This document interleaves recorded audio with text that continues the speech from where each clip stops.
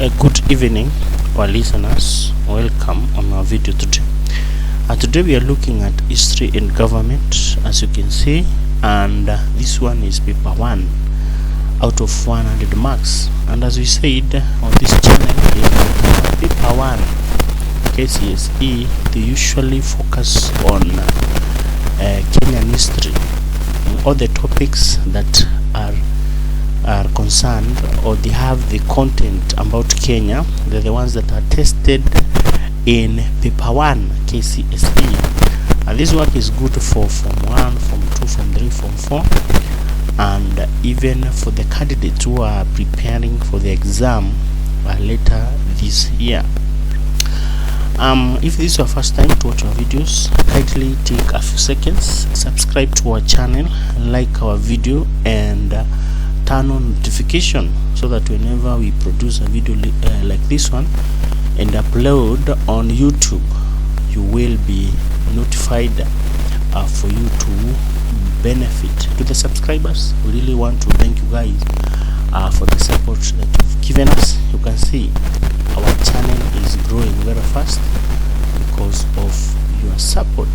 Let's go straight to the first question. You are told, name one prehistoric sites in Kenya where remains of Kenya Pithekas were located.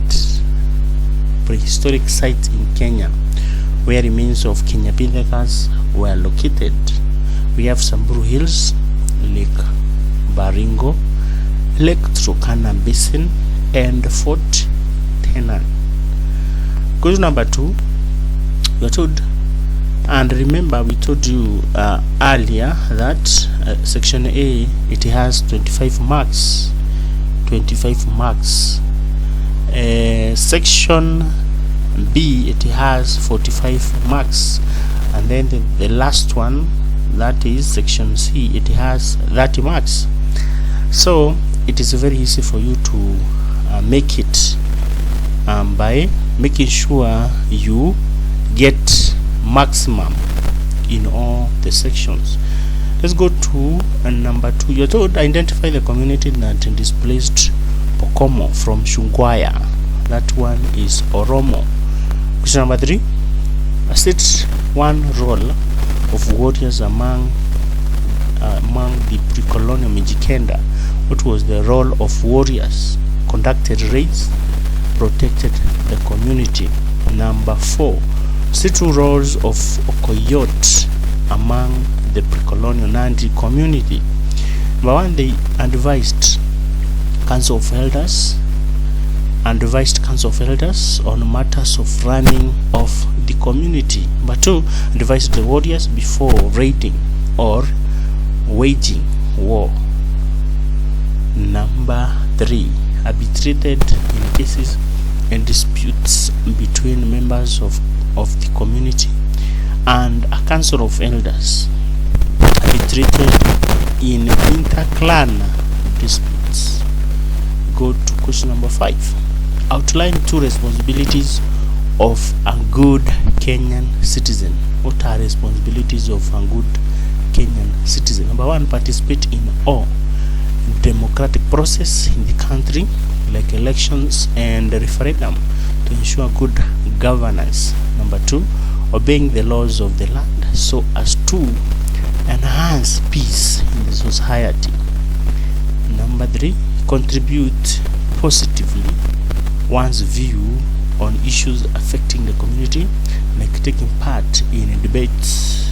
Next, promote rule of law by reporting lawbreakers and those intending to break the law to the police.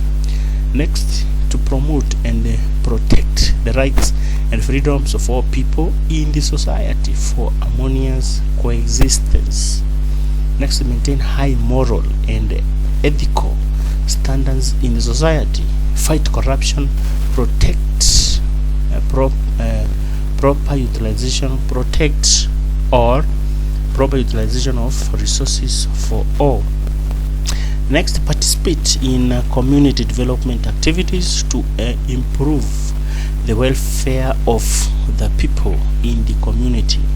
Next, paying tax to the government to ensure smooth financial operations. Next, to take care of environment to promote healthy living. Next, to contribute to positive development in the country through handwork, regardless of work one is doing. These ones are very simple. Next, ensure proper use of public and private facilities and property, taking care of the environment for a healthy living. Next, be mindful of other people's welfare, like helping disabled, the aged, the children, the less fortunate in the society. Next, question number 6, you're told the name one peaceful method of resolving conflict. This one they repeat it so many times. This one, to miss it in an exam is very difficult, it's very hard. So name one peaceful method. Number 1, mediation. Number 2, negotiation. It is also called reconciliation, legislation, litigation, or court system. We go to question. We also have arbitration as one of the peaceful methods of solving conflict. Number 7, we're told give 2 limitations of freedom of movement. Limitations of freedom of movement, where you are not allowed to move, or when in our country you are not supposed to move, or areas which you are not supposed to move. Number 1, areas of state security, e.g. state house. Number 2, private farms. Number 3, during state of emergency or curfew. Next, during crisis, an area can be declared a no-go zone. Number 3.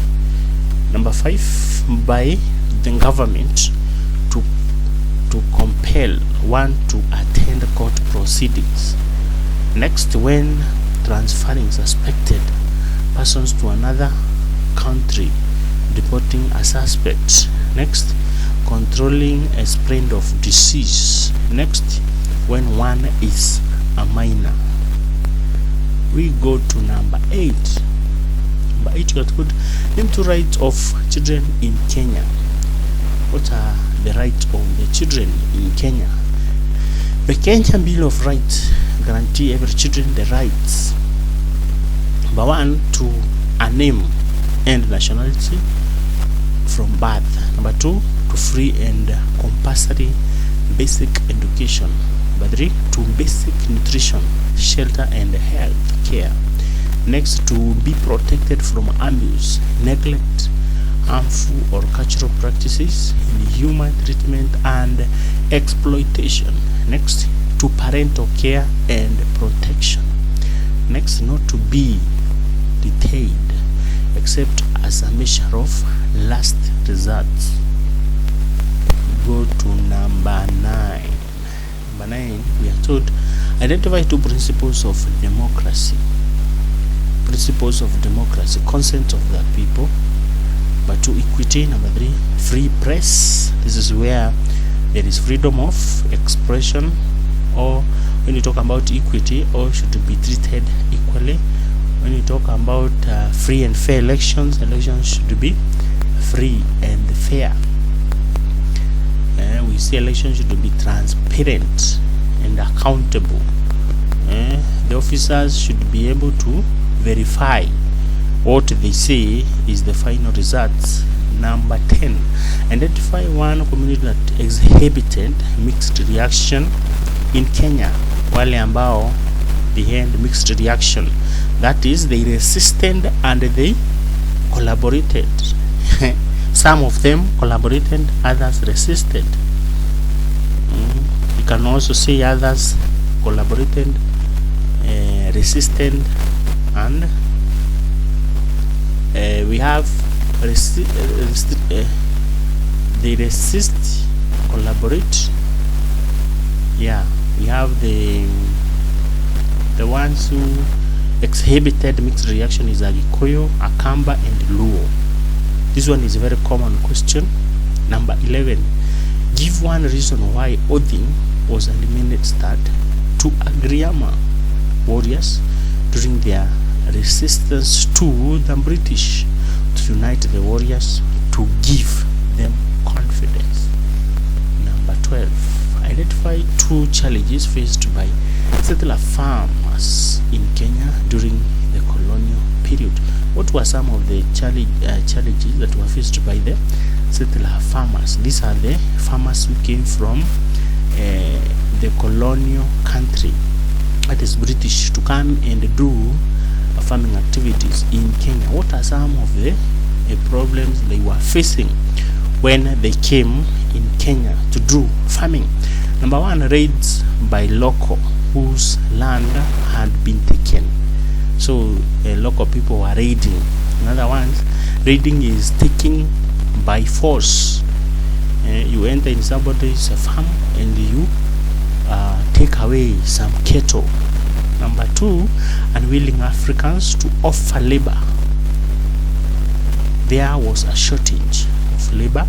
They do not have a labor force. Number 3, because Africans were not willing. So there was shortage of labor because Africans were not willing. Because Africans also, they were being paid a very little amount of money. Number 3, lack of basic skill and experience, as many had not practiced agriculture before. The settlers were not familiar with the seasons and therefore could not predict when and what to plant. Next, shortage of capital to invest in agriculture. That is another challenge they were facing. They were unable to market their produce during the world wars. So that was another challenge. You can imagine you have the product but you cannot sell because of the war. Next, there was an inadequate transport and communication. Road and all forms of communications were not there. A network which affected the movement of the people and goods. Next, pest and animal and crop diseases, hence high cost in production. So these people, they were also facing that challenge. Pests, crop diseases. This one finally led to high cost of production. Go to number 13. 32 features of missionary education in Kenya during colonial period.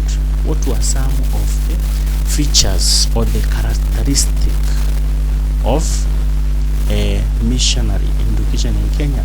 It was elementary. The subject taught included religion, writing, reading, hygiene, and arithmetics.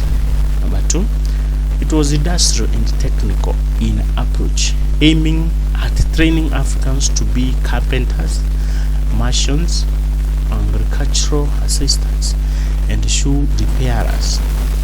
Next, it was dominational and aimed at inculcating doctrines of particular church in the learners.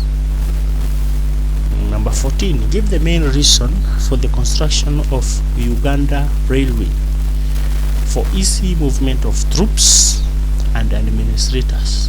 That's why it was constructed. That is Kenya-Uganda Railway. Number 15, we are almost through with section A. Identify one type of elections in Kenya. We have general election. This one is done after every 5 years. Then you have by-election, which is done after when the seat is vacant, is declared vacant. Maybe when MP die, or when is declared bankrupt, or something else happens, and the official cannot perform their duty. Number 16, who is the administrative hand of Kenyan judiciary? That one is Chief Justice. Number 17, identify any two pillars of Nyayo philosophy. We have peace, love, and unity. Section B. This one is, which we said, it has 45 marks, and you're supposed to answer 3 questions. There are 4 questions, but you're supposed to answer 3. Each it has 15 marks for you to get 45 marks, and you can get this section 45 out of 45, because sometimes it is very simple. Section A is the one that some people say it is a hand, because the answers are very specific. But section B, you can even think about some points and get them correct. Let us look at number 18. Give 5 results of the migration and settlement of the Agikuyu in Kenya during the pre-colonial period. 5 results. What happened after the Agikuyu migrated and settled in the places where they settled? What happened? Number 1, displacement of some communities, that is redistribution of population. So when they came, they displaced the people they found in the places they settled. Number 2, intermarriage with other communities. That happened, they started marrying other people, the people they found, or their neighbors. Next, expansion of trade with their neighboring communities. They started trading. Number 4, cultural exchange with other communities. Assimilation of some communities by the others. Bantus learned the art of circumcision from them, and taboos against fish eating. So there was cultural exchange. Next, it led to pressure over land. Pressure over land, hence conflict and warfare. So there was that conflict because land was scarce, therefore they started fighting for it. Then intercommunity conflict led to loss of lives and destruction of property. They started fighting, therefore many died out of that. Go to next one. Other communities learned some agricultural practices from Bantu. So they learned how to cultivate and different crops. Go to the next one. They spread the knowledge of iron working to different parts of Kenya. Let's move to B. 18B. Describe the social organization of Nandi during the pre-colonial period. Social organization of Nandi. This is a community that you will get in Rift Valley. Write in the comment section in which group do they belong. Is it Bantu, is it Nilotes, or Kushite? In the comment section down here. So what was their social organization? How was it? How are they living socially? Number 1, the family was the smallest social unit. Number 2, they had age set systems. System. Next, and you can see them here, they are listed here. Age set system. Next, the hand initiation was marked by circumcision for boys and girls, and thereafter the boys were grouped in to age sets. Next, the hand ceremonies to mark change from one stage to another. This was the circuit or Pieto, the slaughter of bullock. Marriage was polygamous and exogamous. Polygamous, marry many wives. Exogamous, you marry from other clans, not your clan. Next, they believed in a creator god who was called Asis. Next, they prayed to God through ancestral spirits. They had a class of specialists like prophets and medicine people. Next, they had religious leaders with Okoyot as the overall. Related families formed a clan. They had sacred places of worshiping and offering sacrifices. And next, education was informal, and elders imparted knowledge in youths. Number 19. Give features of coastal states. Give features of coastal city-states. How are they like the cities that developed along East African coast after the trade and happened there for long? You remember the trade that was happening there, that is the Indian Ocean trade. After it occurred for a very long time, it came to a point where the city or towns developed along the coastal line. Now we are looking at how was it in terms of characteristic. How are the people living there, the social life? Number 1, Kiswahili was the language. Number 2, Islam was the religion. Remember, many Islam came to that area, and also as a result of that, the Kiswahili language was the main language that was used there. They ate rice as the staple food. Remember, when we talk about rice, it usually comes from the countries in Asia. And remember, these are the people who are coming to East African coast for trading activities. Number 4, Arabic and Persian architectures were used in construction of houses. Next, trade was the main economic activity. Indian Ocean trade, as I have told you. They are also practiced spinning and weaving. Next, they fished on the Indian Ocean. The people were divided into Muslims and Africans. They were ruled by imams, sultans, and sheikhs. They were independent political entities. They minted and they used their own coin. They made their own money that they used there.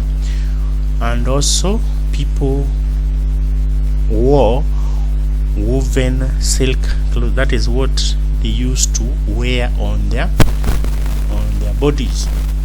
That is the mode of dressing, wearing woven and silk clothes. Next, explain 6 reasons for the coming of European Christians missionaries in Kenya in 19th century.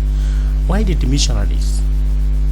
European Christian missionaries came to Kenya in 19th century? Why do you think they came to Kenya?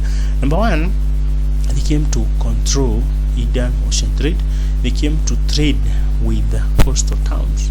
Number 2, they came to find a sea route to India. This was the main, we are told here. They were looking for another way which they could travel to India. Remember, they owned a territory in India. So they are saying this one was the main. Number 3, they came for exploration of the East African coast. They wanted to explore. That is what we call the spirit of adventure. They wanted to see what is behold their land. Next, they came to look for the legendary Christian King Prester John and form an anti-Muslim alliance with him. Next, they came to protect their trading interests, create a trading empire at the East African coast. Next, they came to make the place a refilling station where they would obtain fresh supplies, e.g. fruits.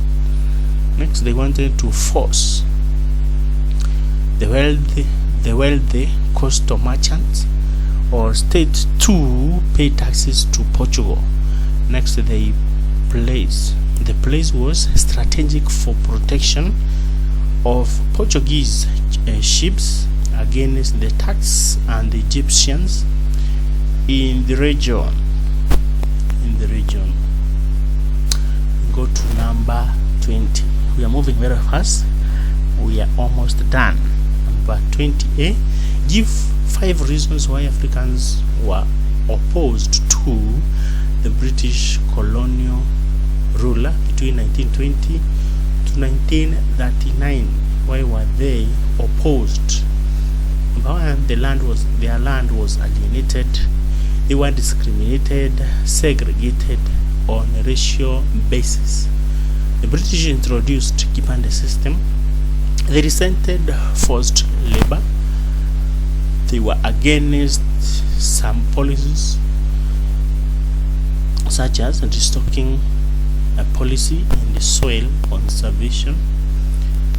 Next, they were taxed heavily. They were paid low wages. Let's go to number B. Let us deal with it, and it is here. Explain 5 methods used by African nationalists in Kenya in the struggle for independence. What methods do they use? This question is very common. Methods nationalists used in the struggle for independence. Number 1, the use of mass media such as newspapers like Coast African Express. Number 2, protest, e.g. Akamba trek to Nairobi.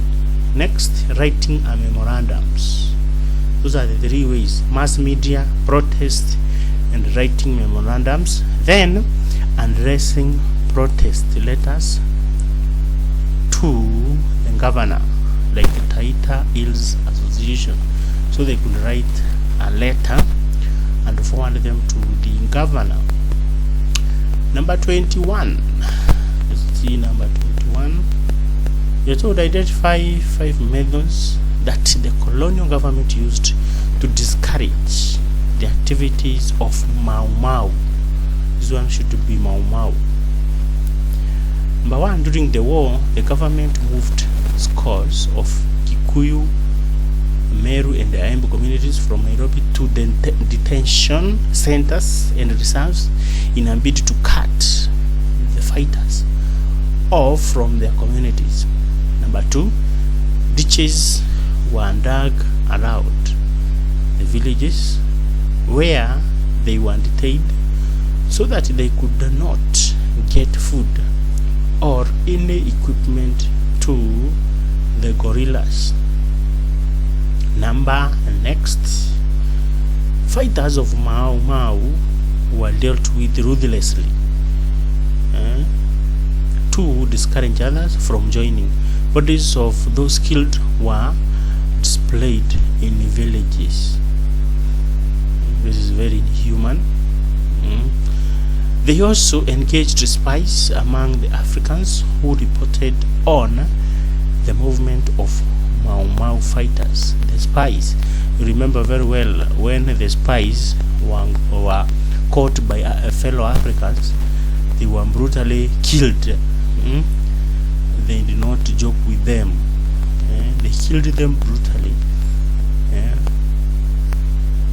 because they are the ones who are telling the Mzungu their secrets.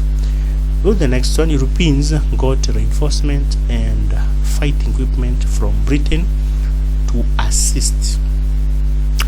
And then the last one, they arrested and executed leaders of Mau Mau like Dedan Kimathi. Go to the next one. Explain 5 factors that led to the migration of Africans to the urban areas in Kenya during the colonial period. Factors that led, what made people to move from to urban centers? What made them to move to urban centers. Number one, the overcrowded and unproductive reserves created by the colonial government made living conditions difficult, thereby resulting into migration to towns. So these areas, the reserves created by the colonial masters, were overcrowded. Very small place with very many people, and therefore they moved to towns. Next, the creation of facilities and other social amenities in urban centers attracted the Africans. Next, the taxes imposed on Africans forced them to towns in search for jobs, so they were looking for jobs in towns.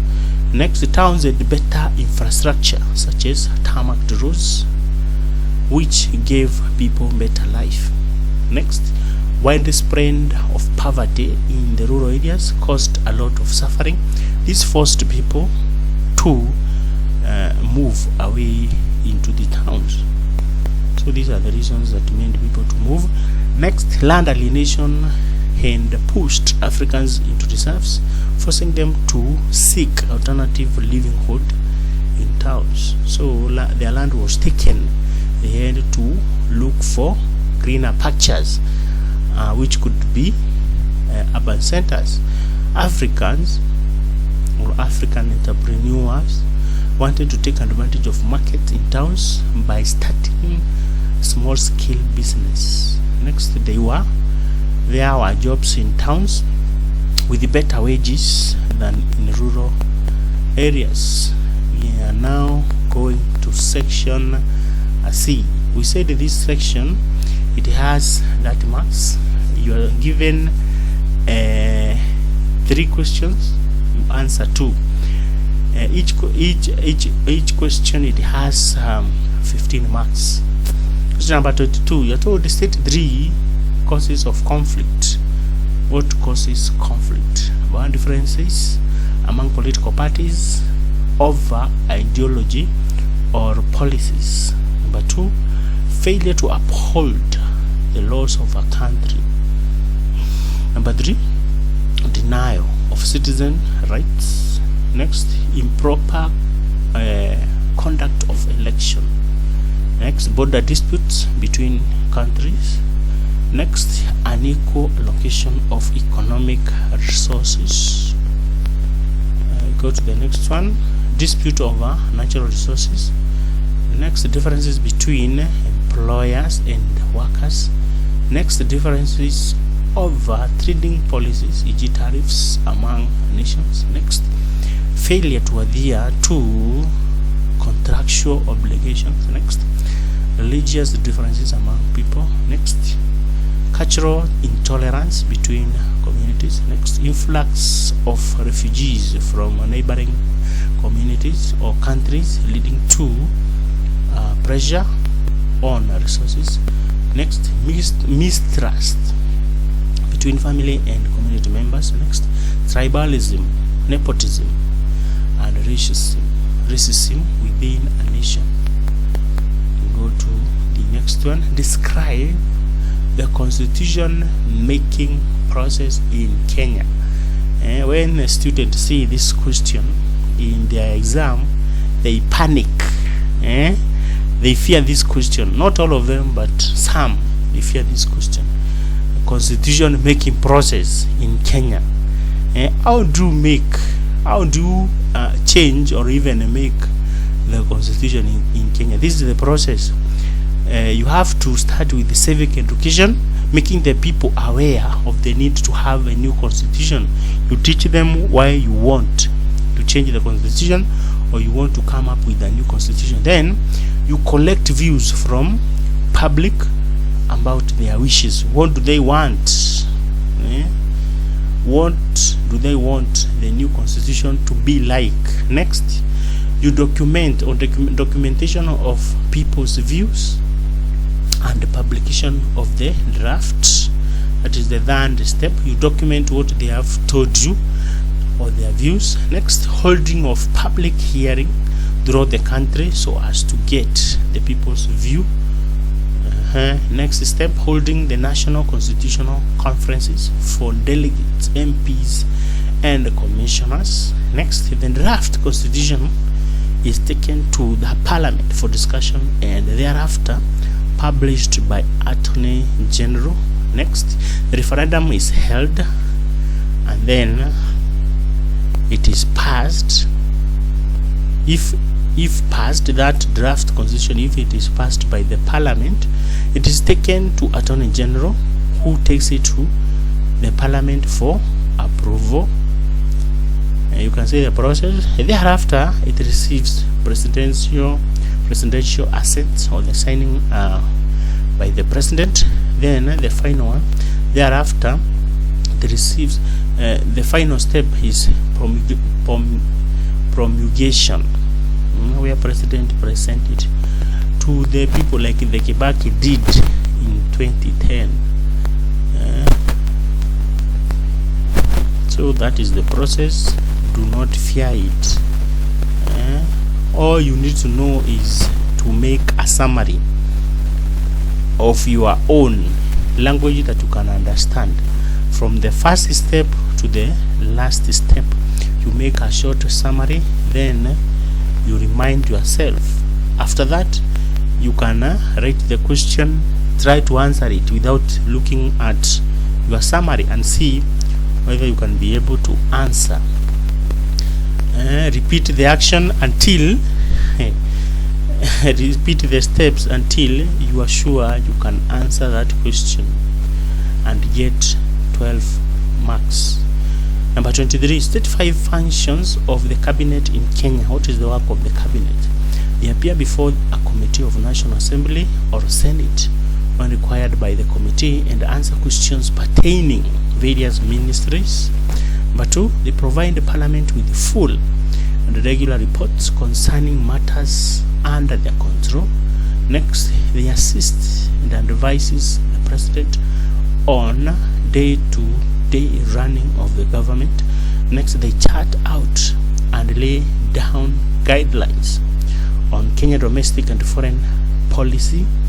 Next, they discuss matters of national and international importance. They expound government policies. Next, they ensure government policy is implemented by civil servants. Next question, explain 5 challenges facing the Kenya Defense Forces. Wanapitia shida gani? What are some of the problems that are faced by the Kenya Defense Forces?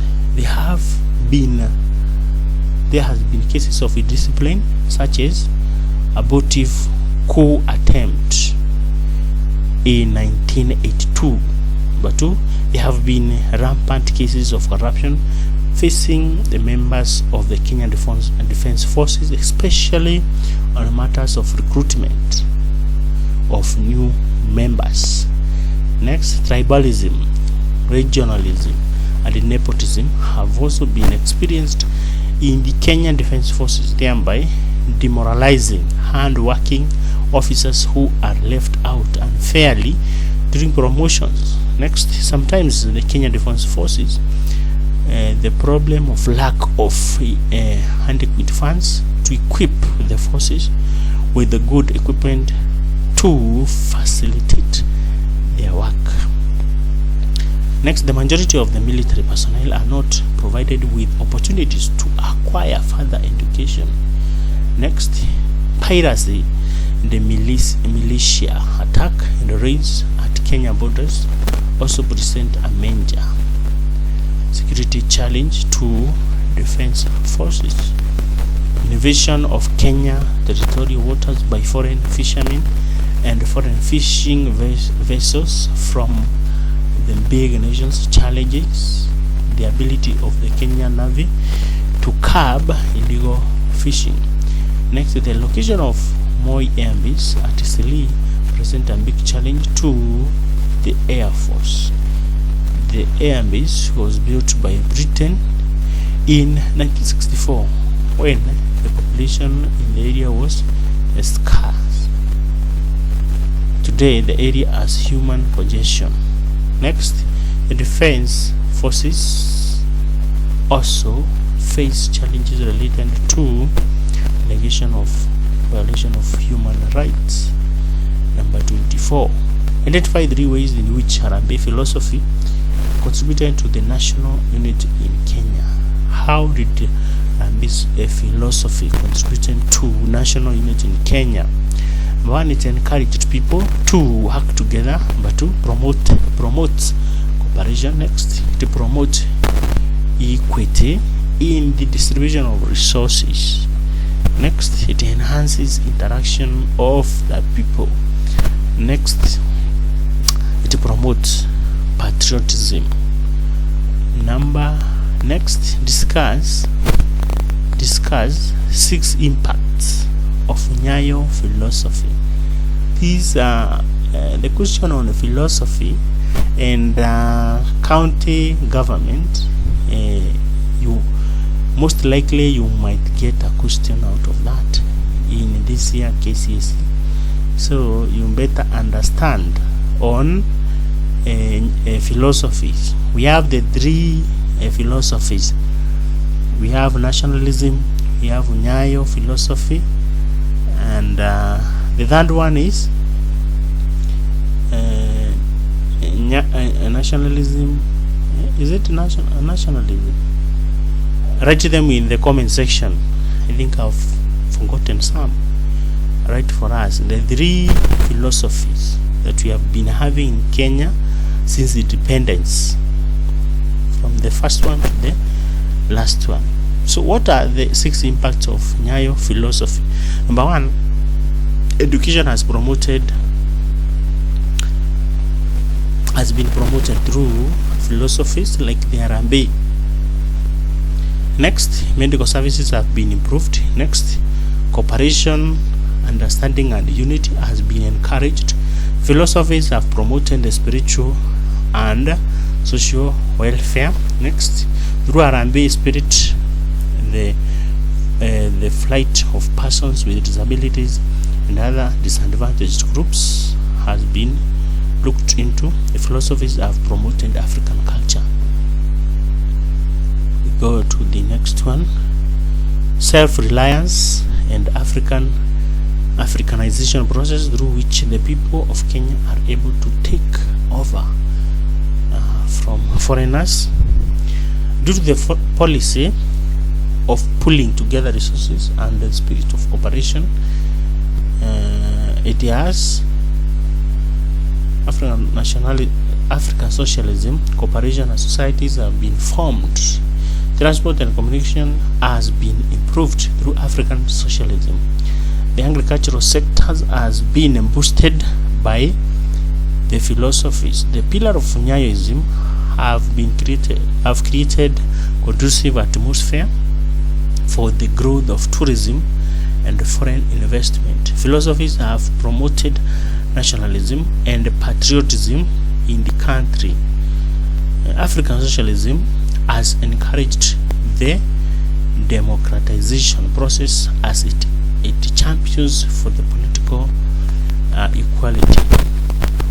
And then the last, it has promoted international cooperation and understanding.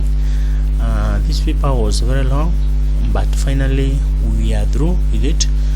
We thank you so much for watching up to the end, and we have requested you to write a comment down here concerning any question which we have dealt with in this paper. You can also write your opinion or maybe a comment or request something from us, and we shall do exactly that. If you have not subscribed, take a few seconds, subscribe to our channel, like this video and turn on notification. Why should you turn on notification? Because when we upload a video like this one, YouTube can easily inform you, and then you can come and watch and benefit out of our educational programs. And also, as we said, we have other subjects videos here, all subjects we have uploaded them in this channel for you to benefit out of this work that we are doing. We have also done questions on the set books, the Kiswahili set books and the English set books, you can come here and benefit out of that work. Thank you so much, and we wish you good luck as you revise and continue and doing your studies. Until next time, we wish you a nice time.